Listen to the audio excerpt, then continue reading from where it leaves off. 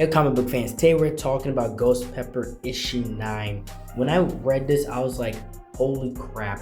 They're not only giving you an amazing story, they're giving you the perspective of a king that is falling, the perspective of somebody that pretty much lied nearly their entire life or up to a certain point, and now you get to visually see everything before their very eyes fall apart. A false savior, a false god. And it's great storytelling because they show you throughout the entire series up until this point of the fear creeping up on him, the nightmare and the anxiety growing within him as a king, knowing that his time is soon going to be over. It's such great storytelling. And from this point, we know, if you was there for the last issue of the last video talking about issue 8, with Ash, aka Ghost Pepper, now along with Lolly, are on their way directly straight to Batar to battle him. And we see Batar's perspective, and one of his I would say one of his weapons is criticizing him and making fun of him this entire time, because he himself knows that Ash is coming for him, and he knows himself that Batar is a false savior. So he's kind of just looking at him from the sideline, criticizing him and making fun of him.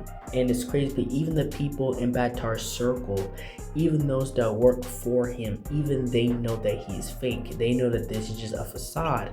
And with Lolly, she's driving and she's dodging these rockets and missiles because obviously Batar is trying to kill and take out Ash before he can physically get to him. So you have this woman in her food truck dodging rockets and missiles, going directly at Batar, at his mansion, right, at his fortress.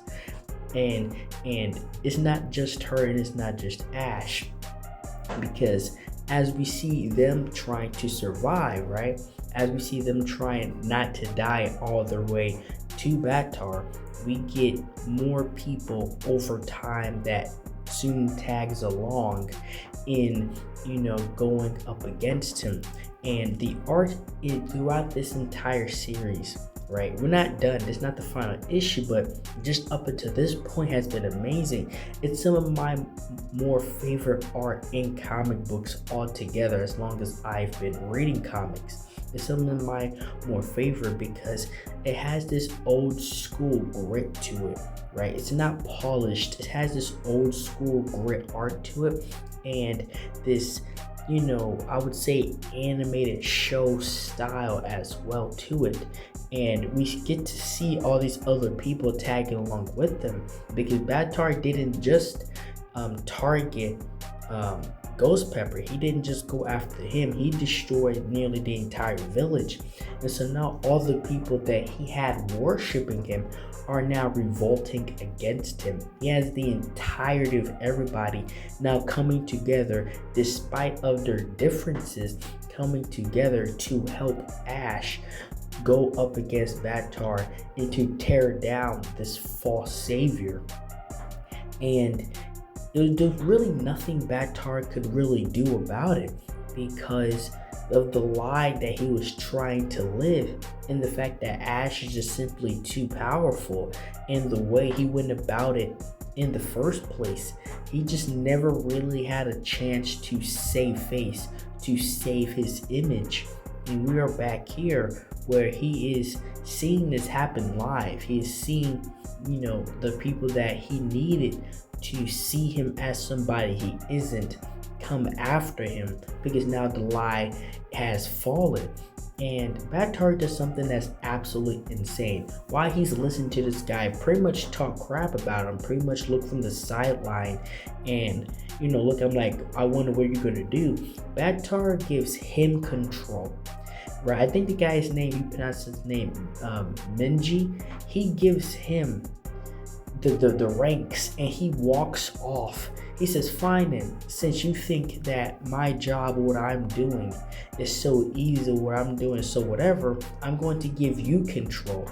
And he walks off and gives it completely to somebody else. And we are, with the revolt going up against Bataar's machines, these things are kind of like dragonflies or insects. They're not just giant machines or ships. They're actively like trying to carry off these, trucks and people.